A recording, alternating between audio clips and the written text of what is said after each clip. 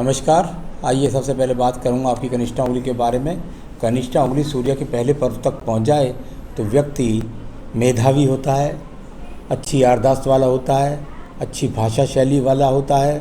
कुल मिला के अपने गुणों से अपने जीवन के अंदर ऊंचाइयों को प्राप्त करने के लिए जो उंगली चाहिए वो उंगली आपके पास में वर्तमान में मौजूद है। इस पर किसी प्रकार का कोई अशुभ चिन्ह इस समय नहीं है, तो मैं निश्चित रूप से कह सकता हूं कि आने वाले कम से कम 1-1.5 साल तक तो आपको कोई किसी अशुभ स्थिति का कम से कम आपके ज्ञान के द्वारा गलत निर्णय का सामना नहीं करना पड़ेगा।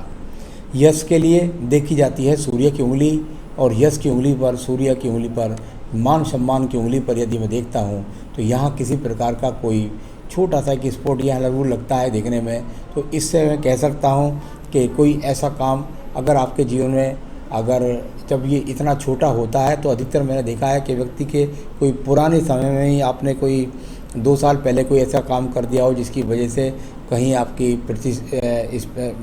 प्रतिष्ठा में कोई कमी का सामना करना पड़े, या कह सकते हैं किसी कोर्ट कचहरी का सामना करना पड़े। तो इस प्रकार इन चिन्हों को माना जाता है। कुल मिलाकर के यहाँ यश मान सम्मान पर अब किसी प्रकार की ठेस नज़र नहीं आती। आइए बात करता हूँ यहाँ आपकी शनि की उंगली की। शनि की उंगली जानी जाती है अच्छे धन के लिए, साथ ही साथ जानी जाती है यहाँ पर अच्छे स्वास्थ्य के लिए। कुल मिलाकर के जब ये छोटा सा कट होता है तो कहीं ना कहीं से मानसिक चिंता है आपके दिमाग के अंदर कोई इस प्रकार को दिखलाने वाला, ये धन के उंगली के ऊपर चिन्ह, यानी थोड़ा बहुत स्वास्थ्य का आपको ध्यान रखना है, बस इतना कह सकते हैं। अब बात करते हैं आपकी बृहस्पति की उंगली की। बहुत ख़राब बृहस्पति की उंगली, ऊपर छोटा सा काला तिल भी नज़र आ रहा है, और साथ ही साथ ये तीनों ही पर कट के निशान। जब ये तीनों ही पर कट के निशान होते हैं तो अपने जीवन के अंतर्गत व्यक्ति को पत्नी के संबंध में परेशानी, यानी कि वैवाहिक जीवन में परेशानी, पत्नी से वाद विवाद का सामना, इस तरह की स्थितियां जब तक ये कट बने रहेंगे वो बना रहेगा। साथ ही साथ ऐसा व्यक्ति ज़्यादा पूजा पाठ नहीं करता। अब बात करते हैं आपके बुध के पर्वत की।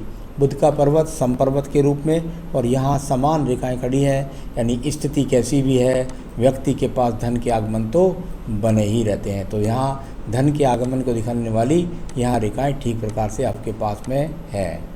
अब बात करते हैं हम आपके यहाँ पर सूर्य के पर्व की। सूर्य के पर्व से एक रेखा निकल कर बुध पर्वत को जाए, यानी जब सूर्य पर्वत से रेखा निकल कर बुध पर्वत को जाती है तो व्यक्ति विदेश से जुड़ करके धन कमाता है। साथ ही साथ ये आड़ी रेखाएं वो बताती थी आपको कि यदि आप सरकारी नौकरी के लिए मेहनत करते तो निश्चित रूप से आपके जीवन के अंदर आपको 33 यानी कि 32 से 33वें वर्ष में सरकारी नौकरी का योग मिलता। तो ये अपने आप में अब वो रेखाएं हैं जो आपको दूर स्थान से जुड़ करके आपको मान सम्मान और धन दिलवाएंगी। चलिए एक और पर्वत की बात करते हैं, इसको बोलते हैं शनि का पर्व। शनि के पर्व का सूत्र हस्तरेखा में होता है। यदि यहाँ 2 से 3 रेखाएं खड़ी पहुँच जाएं तो व्यक्ति के बुढ़ापे तक व्यक्ति को धन के आगमन बने रहते हैं। पर्वत कुल मिलाकर थोड़ा सा दबा हुआ है तो ये हानि के पीछे खर्च भी लगा हुआ है। तो कुल मिलाकर के धन आ रहा है और जा रहा है, यानी खर्च पीछे बहुत लगा हुआ है। चलिए अब बात करता हूँ मैं आपके यहाँ पर सीधा ये देखिए एक वलय बना यहाँ बृहस्पति वलय, और उसके बाद ये रेखा खड़ी, यानी कुल मिलाकर के मकान अपनी हिम्मत से अपनी मेहनत से निश्चित रूप से बनाएंगे, और इसमें कोई शक नहीं कि अगर चाहें तो आप पैतृक संपत्ति का भी आपको सहयोग मिल सकता है।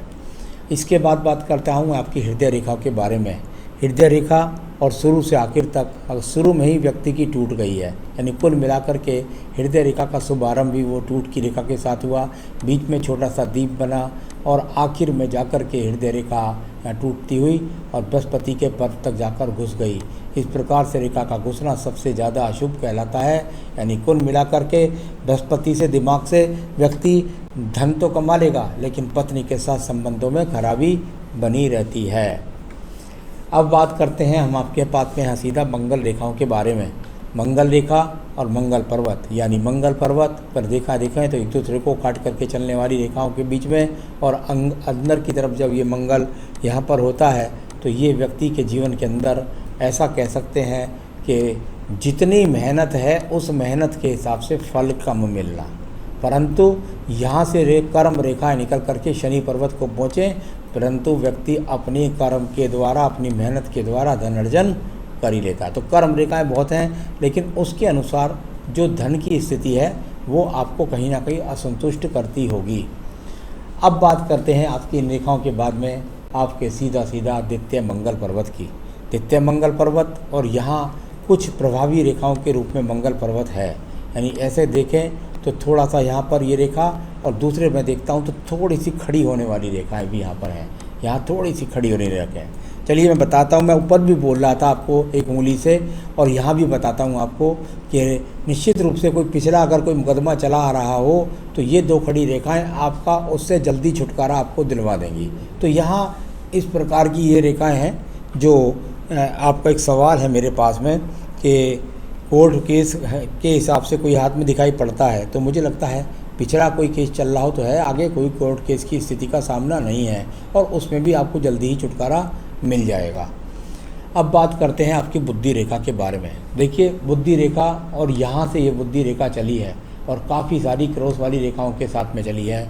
ये बुद्धि रेखा ने आपका साथ यहाँ पर छोड़ा और एक दूसरी बुद्धि रेखा का उदय हो गया यहाँ से जाने के बाद। इस प्रकार से यानी कुल मिलाकर ये एक मेधावी बुद्धि के बारे में रेखा कहलाती है।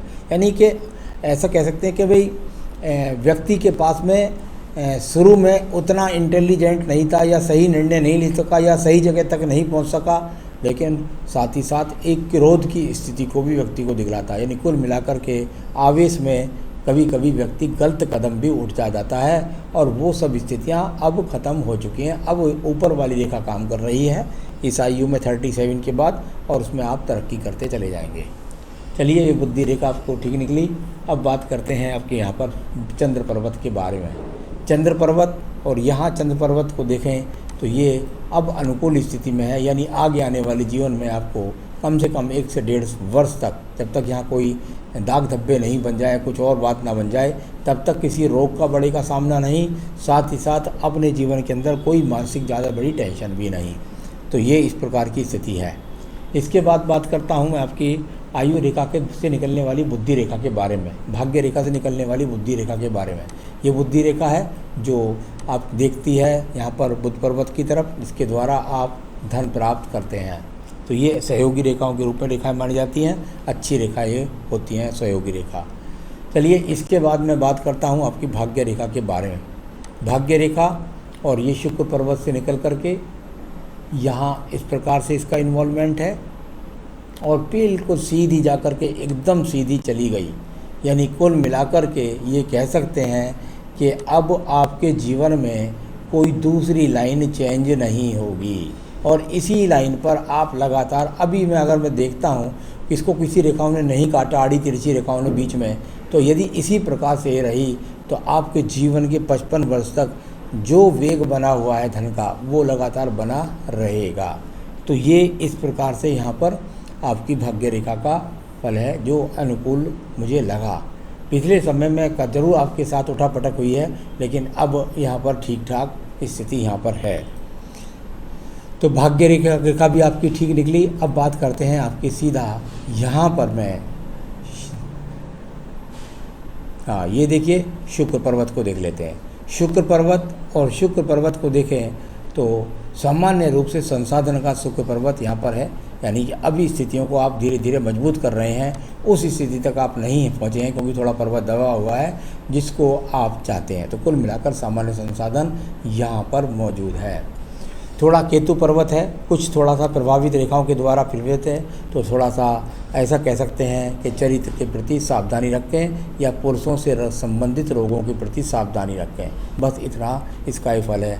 यहाँ कोई भी राहु पर्वत से ऐसी रेखा नहीं है जो आपको अचानक कोई लॉटरी योग देती हो। तो इस प्रकार से आपका पूरा यह सारी हाथ की रेखाओं को पढ़ा। अब मैं आयु रेखा पढ़ता हूँ आपकी। आयु रेखा को इसको बहुत सपोर्ट दिया काफ़ी बुद्धि रेखा ने, और इसके बाद ये स्थान परिवर्तन करके ये रेखा यहाँ चली गई और ये नीचे तक, यानी कि लगभग 74-75 वर्ष तक आयु रेखा भी पहुँच गई है। तो इतनी आयु रेखा भी है आपके पास में। और संतान रेखा की बात करता हूँ तो संतान रेखाएं आपके हाथ से नहीं चमकी, मुझे दूसरे हाथों में भी।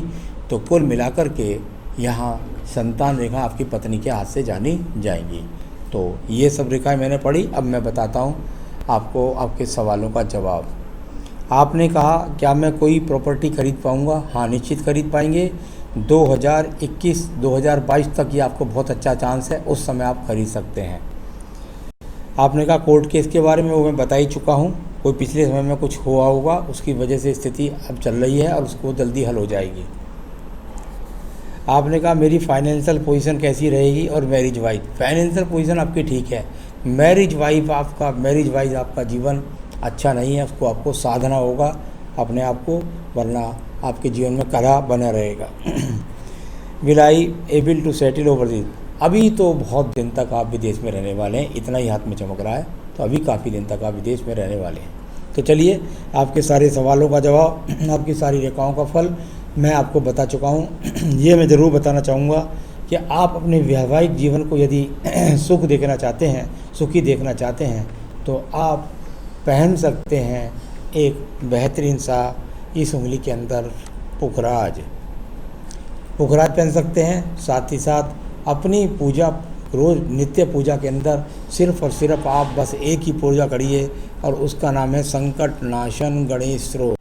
उसको पढ़िए, आपके सभी संकटों को हल करेगा। नमस्कार।